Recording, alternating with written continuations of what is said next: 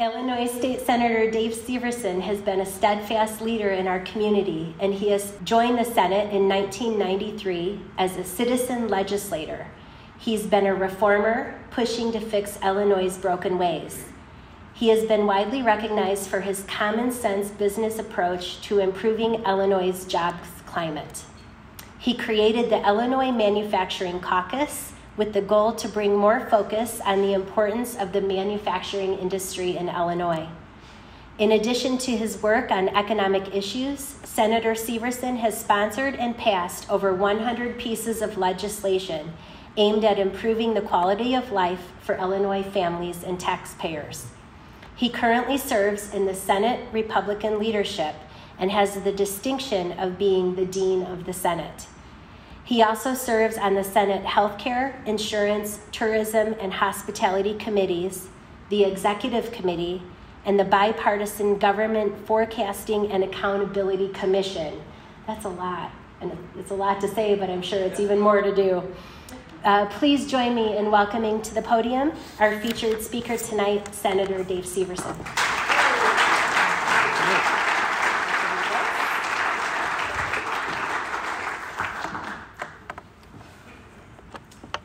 Great to be here. I'm going to turn my phone off because I know that either Aaron Wilson or Greg Jury will start calling it. Not that I've ever done it to them before, so great to be here to spend a few minutes and talking a little bit about what's going on in Springfield, and good to see some old friends. Brent Johnson actually was the one who came to my office back in 1993 and said, we need someone to run for office, and we think you should do it. And so he actually ran my first campaign. And for those who don't know his history, he got his history as an advance man for the greatest president we ever had, Ronald Reagan. So he worked in the White House before he decided to get back into the private sector and make real money. And so great to be here with you, Brent. And so I know that you have heard from all the other legislators, and so it's great to come in and clean up and cover some of the things that they may have forgotten to mention. They're like the car salesman that tells you about this wonderful car. It's low mileage, it's great colors, it's got no dents in it, everything is great. And they just forget to mention the fact that it's been in a flood. So they inconveniently leave out something that if you knew about it would clearly make a little bit of a difference in that opinion. So tonight we'll just go through and try to clear up some of the half-truths that you may not have heard from. And so during this last year, as some of you know, I was involved in a campaign with the new district boundaries. I don't cover a lot of this area, so you didn't see all the great ads that we had or the great flyers and mail pieces that my campaign manager put together for us, which happens to be my wife, Lori, who did all the... So she ran a campaign and did all the geo-fencing, whatever that is, and the mailings and the brochures, and she likes to take credit for the fact that it's our biggest win with a little over 75%. So thank you for the great help that you gave me. Interesting enough, during the campaign, we spoke to thousands of people, going to events, having coffees, going to a lot of chamber events, doing door-to-door, and people were really concerned about, three major areas: gas and inflation. That's always talked about. Obviously, the economy, and then crime and education. So I thought what I would do is run through a few of those items and try to clarify or give some maybe some inconvenient truths regarding that can help clarify what's going on. So first, you may have seen these ads that have been running recently, or newspaper stories talking about Illinois to pause taxes on gasoline. Well, when you hear that, you automatically think that what that means is you're going to be suspending the gas tax, which obviously is not what happens. So let's talk about the real facts of what's going on with the gas tax. The governor had scheduled July 1 to increase the gas tax another 2 cents. And what the governor decided to do was delay that increase until just after the election. So it's not reducing a tax, or it's not eliminating the tax, it's just reducing it. And so next year, they're going to raise the tax 4 cents instead of 2 cents. Meanwhile, the state has raised the sales tax on gasoline 16 cents a gallon. Illinois is one of just 7 states that charges 2 taxes on gasoline. We have a flat road tax. Now that's a tax that goes, all that money has to go to roads. And we changed the law to require 30% of that all goes to local governments. So Loves Park and McChesney and Winnebago County all get to benefit from that. So 100% of that money goes to the road program, where the sales tax, that money is a progressive tax that goes up as the price of gas goes up. That money all goes to the state, does not go to the roads. A big difference, again, one of the 7 states that do that. So Illinois' road tax is 39 cents. Now we compare that to Wisconsin, it's 31 cents, not a big difference. People aren't going to drive up to Wisconsin to save 8 cents a gallon. But the difference is we charge a sales tax on top of that. So when you add the sales tax of 6 1/4, Illinois' road and sales tax is 74 cents. Now we're almost 50 cents a difference a gallon. For 50 cents, people who live on the borders will clearly go up and fill up. People who are already in Wisconsin are going to fill up and before they come into Illinois. Truckers will fill up before they come into Illinois. And I-39 is one of the busiest highways, 90 to 39, one of the busiest highways in the country, because all traffic from North and South Dakota, Minnesota, Wisconsin, going to the East Coast have to come down through there.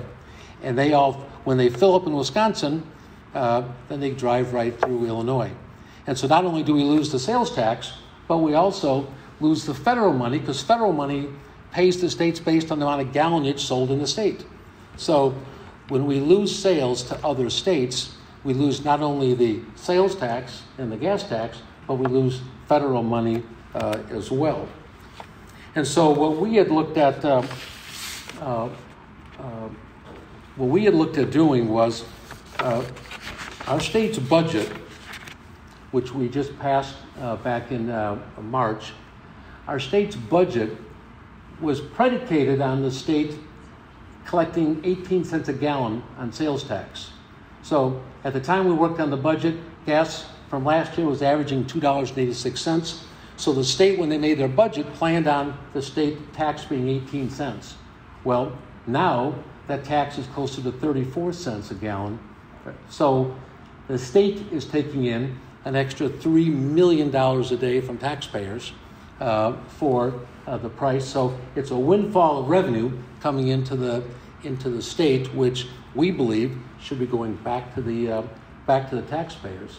So the solution is simple: roll back the tax to what it was supposed to be at 18 cents. Roll it back and cap it, and that's what we tried to do. So we introduced legislation to roll back the tax and cap it, but unfortunately the governor and the majority party didn't like the idea of giving up that revenue, and so that didn't happen, and so we continue to pay the higher taxes. In fact, we're the second highest overall tax for motor fuel in the nation, and majority of the tax that is paid at the pump does not go to roads, which is also frustrating because the sales tax portion doesn't go to roads. So next time you see an ad about them reducing the tax, just remember it wasn't reduced. So on one hand, they talk about freezing or not raising the 2 cents until January, but on the other hand, they're out raising the sales tax on the gasoline. And so disappointing. We don't think that should that the state should be benefiting during a crisis. So next issue we hear a lot about is unemployment and the economy. Whether you're not-for-profit or you're a business, you pay unemployment tax. And that unemployment tax is based on how many employees you have, what the payroll is, and what your past history has been on layoffs. And you pay that money into the Unemployment Trust Fund. It's a fund that's funded totally by the private sector. You as businesses and not-for-profits all pay into that fund. The state doesn't have any impact in that. And so until just before COVID hit, the state had about a $2 billion surplus. So we had built up, because of the strong economy, people were paying into the trust fund. The trust fund had about a $2 billion surplus. Then COVID came, and as we know, the governor decided to close businesses. And so businesses had no choice but to lay off people, which ended up affecting the Unemployment Trust Fund. Now, a lot of those decisions were not really based on science. It was much more political. When you're keeping big box stores open and you kept small businesses closed, it didn't make sense.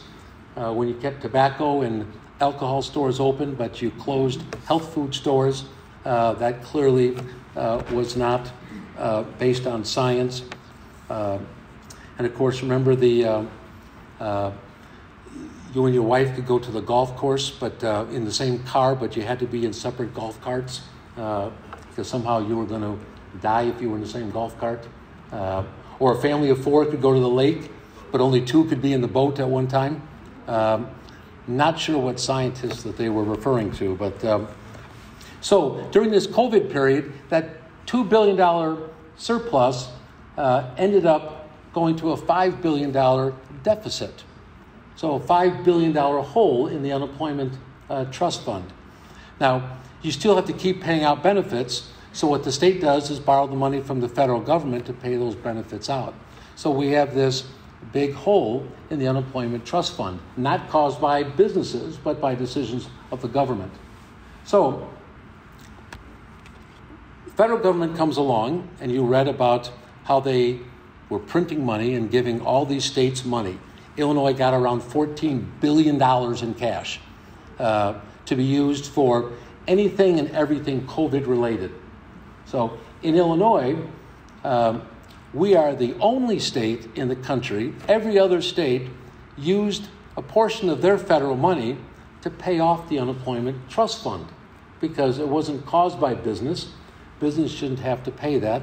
The federal government should, if they're going to give money to the state should use that money to pay that off.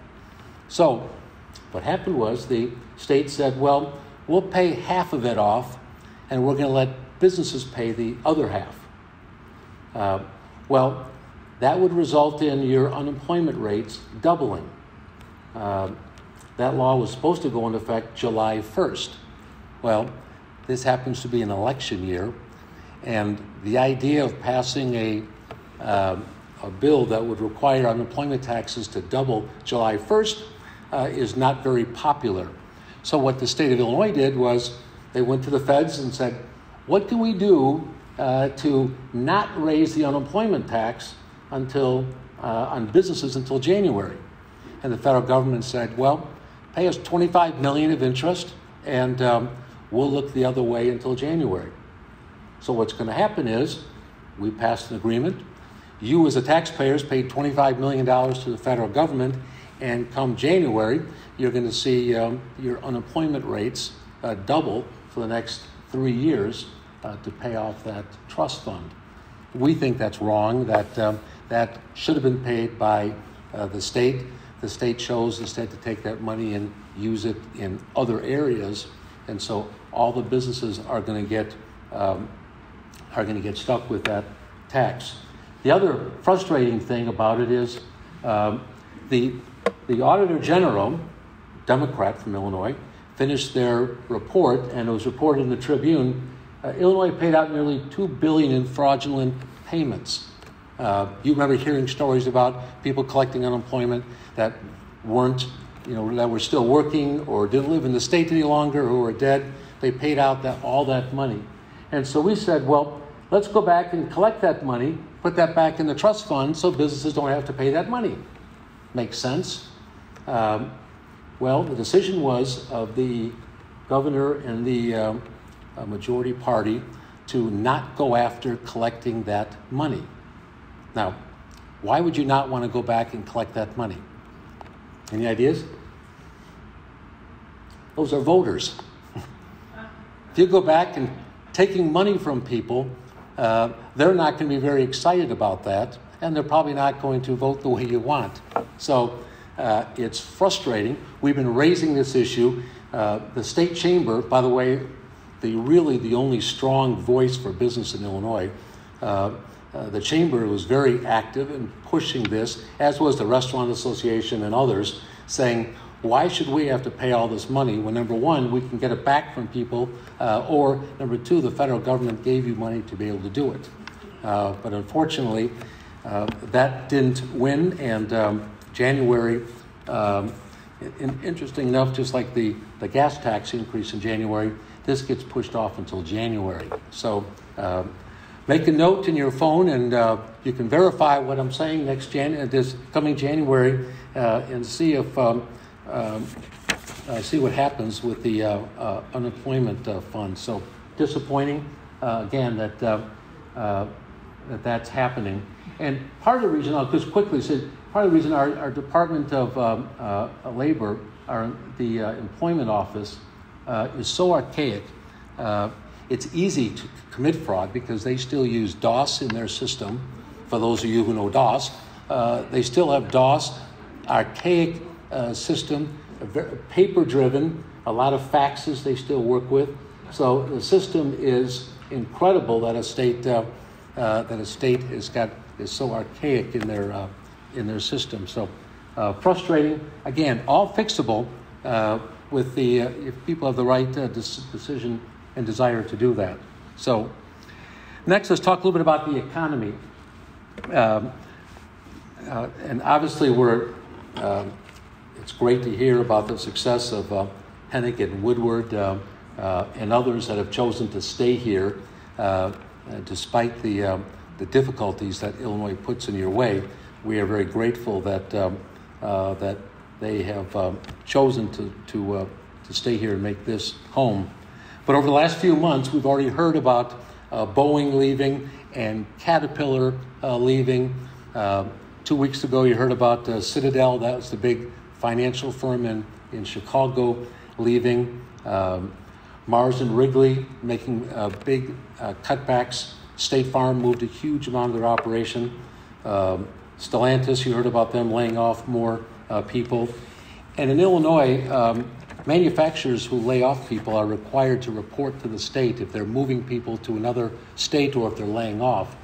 And we've already had a little over, I think, 1,000 manufacturing jobs announced moving to other states since the first of the year. So Illinois' economy is struggling. Chief Executive Magazine, which is kind of like the Yelp for restaurants, in their recent survey, they ranked Illinois 48 as the best states to do business in, which is certainly frustrating. Now, the good news is we have the fundamentals to be a great state. We have the infrastructure, we have the roads, we have the rail, we have the airports, we have the workforce, we have the fundamentals. So why are we struggling as a state? Well, there's a number of reasons. It just depends who you talk to. The consultants or the professors, those who have never really held a real job or don't understand, talk about the fact that the problem is, we need more job training, we need more social programs, we need to expand daycare for workers, we need to do that, and that will improve the jobs climate. Well, the problem is if that was the case, as a state, we're spending more. This, by the way, is a printout from the Bureau of Economics. This is the last 3 years of the GNP, which shows how slow Illinois has grown to the surrounding states. Well, we spend more on job training, more on daycare, more on human services than those other states, and yet they're growing faster. So that can't be the reason why they're leaving.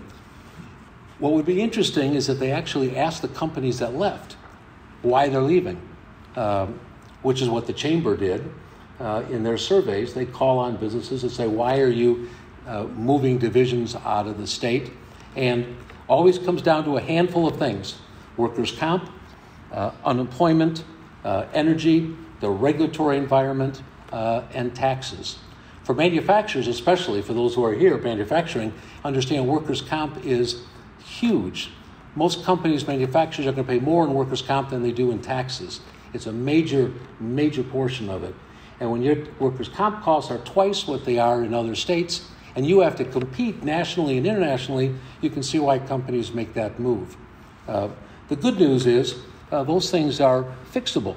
If Illinois wants to deal with fixing the workers' comp and fixing the unemployment issues, which can be done, the regulatory environment, another big struggle, both at the state level and some at the locals. Thank goodness we got Loves Park here in McChesney. They get it. They're much more business friendly. But we have a Department of Revenue and an EPA, Department of Labor. It's always about how can I get you versus how can I help you type attitude. And for those of you who have gone through any issues with Department of Revenue or Labor or EPA, you know what we're talking about. It's just time-consuming and frustrating with the delays. We have our friends here from Hard Rock, and so I thought I would quickly use that as just one example of the bureaucracy that is frustrating.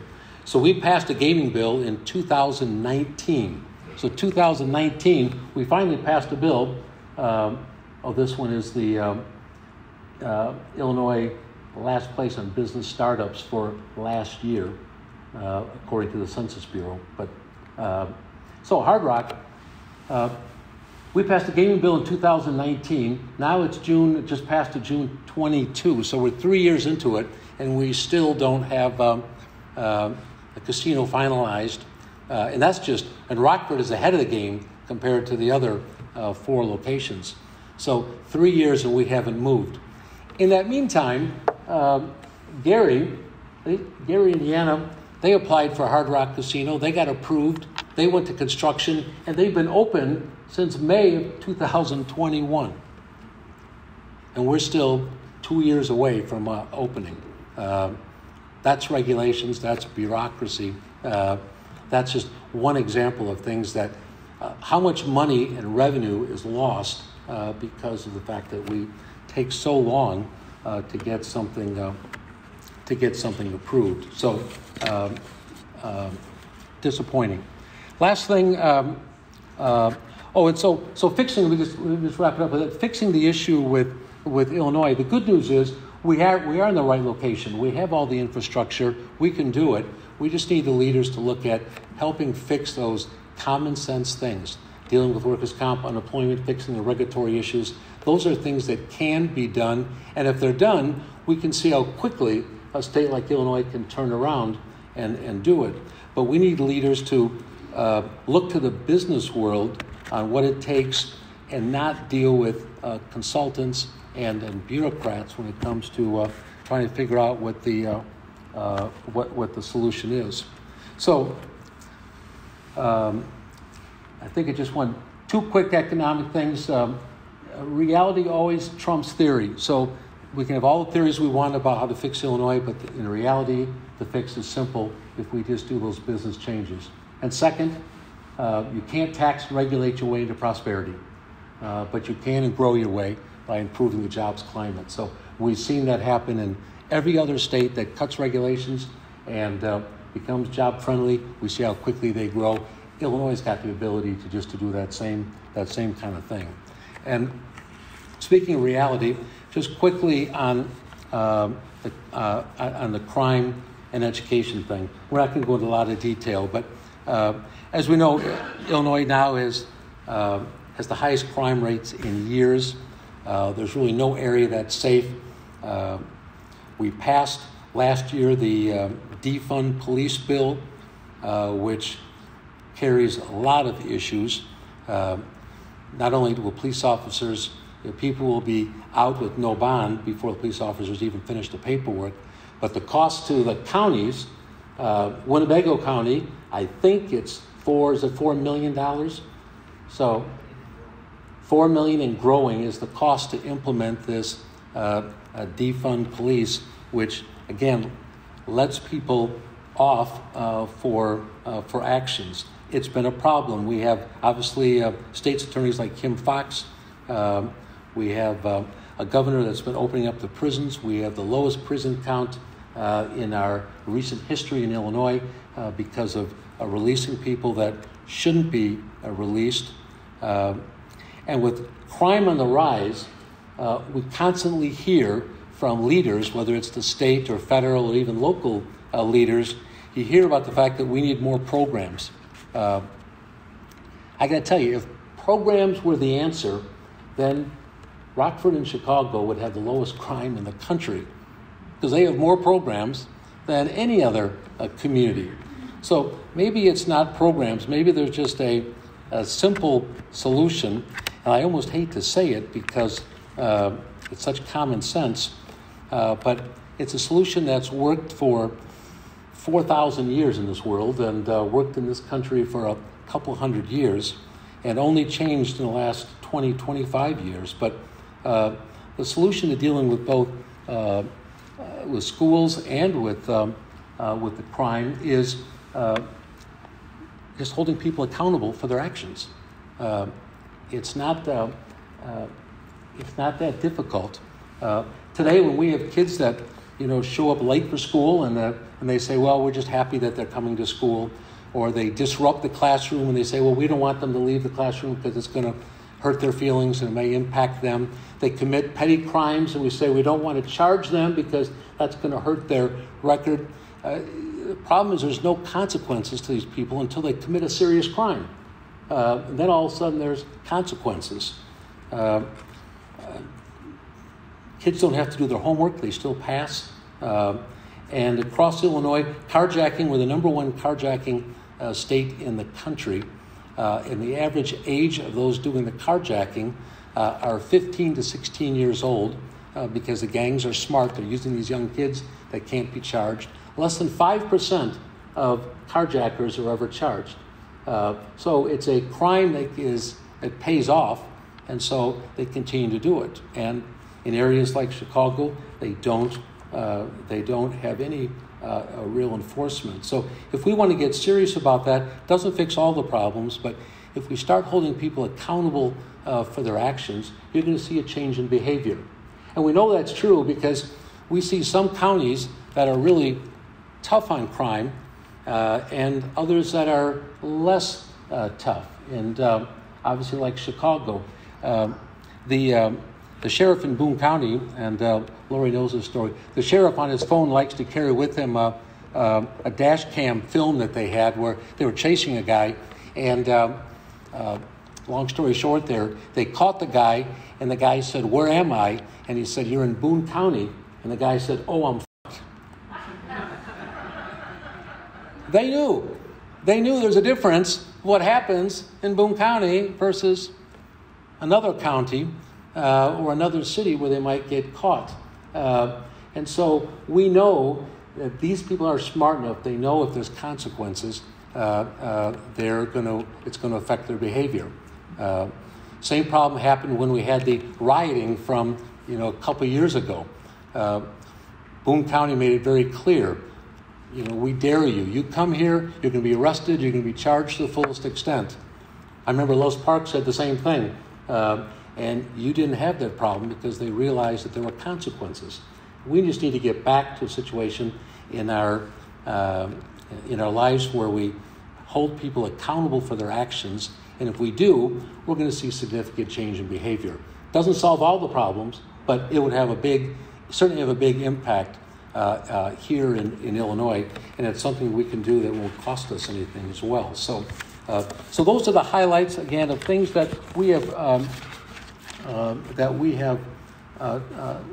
covered this year and talked about, and the issues that are important to people in Illinois. So and again, feel free to always.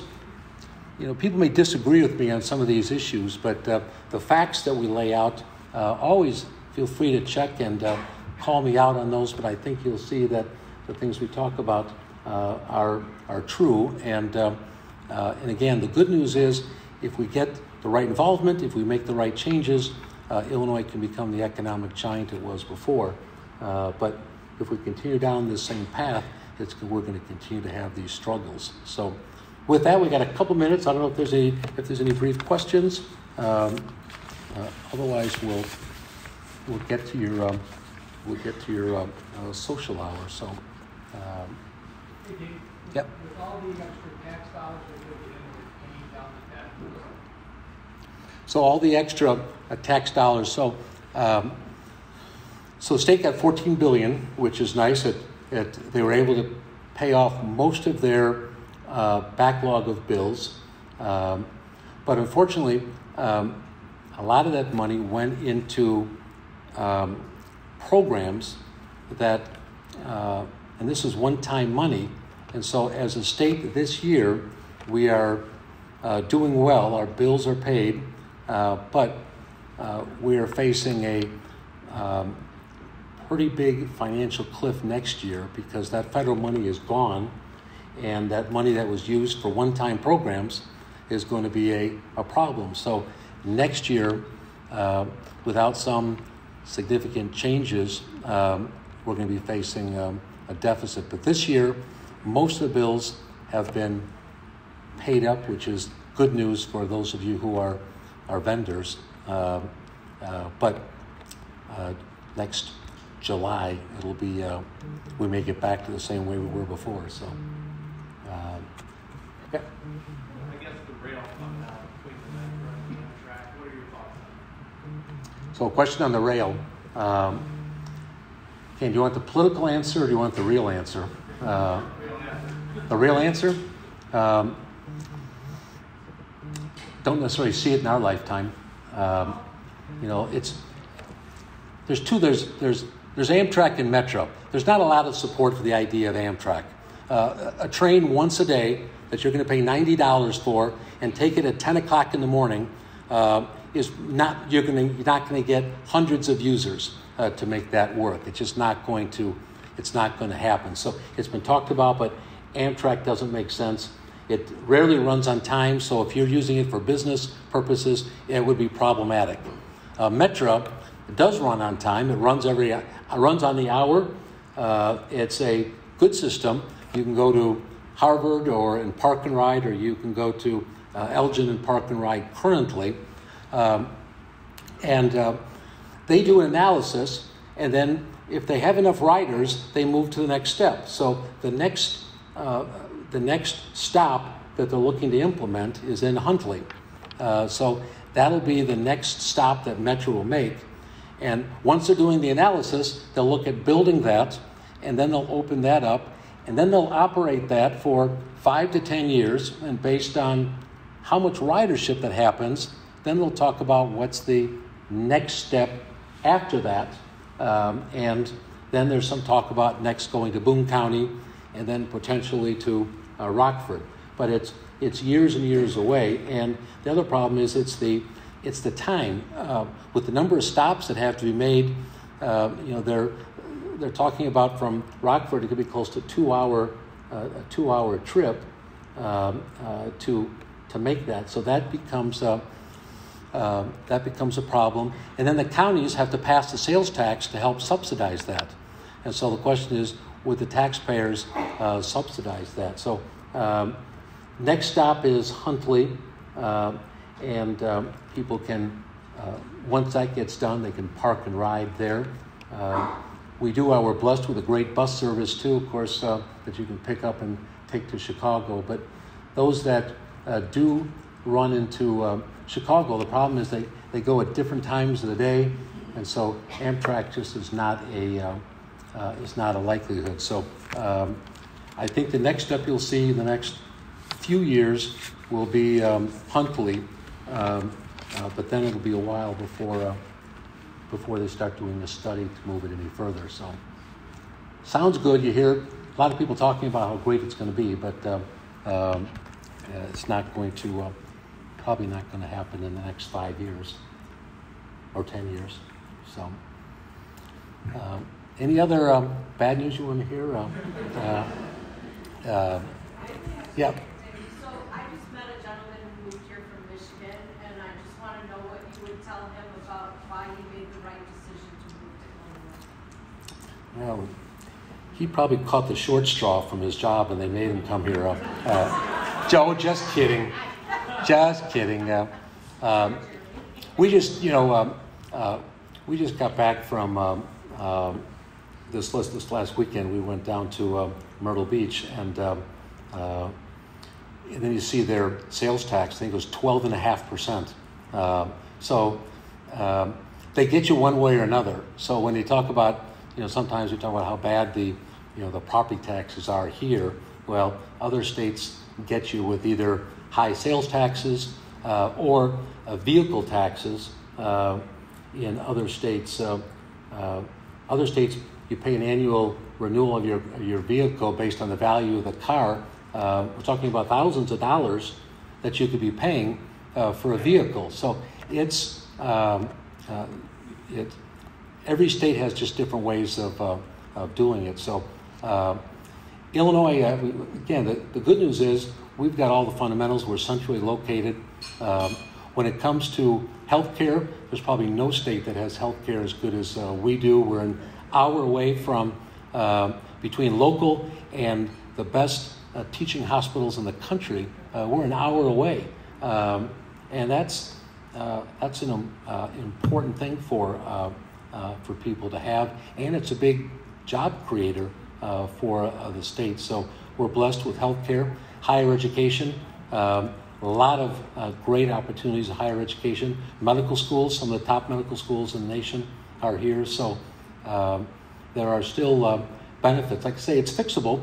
That's why we stay here and fight. But it takes people to get engaged in the process. And I'll wrap it up with this. For years we had business people that were invested in the community, got invested in their government. They served on their city councils and their county boards, and they served on their school boards, and they've abrogated that responsibility to people that really don't understand economics. In Springfield, there's only a handful of us that even have a real job. The majority of legislators have never held a job outside of government, never had to meet a payroll, never took an economics class, so they don't really necessarily understand it. And we need business people to step up and get engaged in their community and serve on those boards to bring that business common sense back that made this community great like it was for many years. So it's incumbent upon all of you to get engaged, not just complain, but get engaged in the process and help make some of those decisions. What about the Park District? And yes, #1 park district in the country, I know. I've done my share of grants for the park district, so and built my share of playgrounds. So quality of life issues obviously are good. From a standpoint of retirement, Illinois is probably one of the best places to retire in because Florida, they have sales taxes on everything. All your services that you don't have here. They have higher healthcare costs. So for our seniors, we don't tax pensions. We have property tax freezes. We don't have a lot of sales taxes. So from a retirement standpoint, Illinois is a good place. My new Senate district goes all the way to Randall Road now.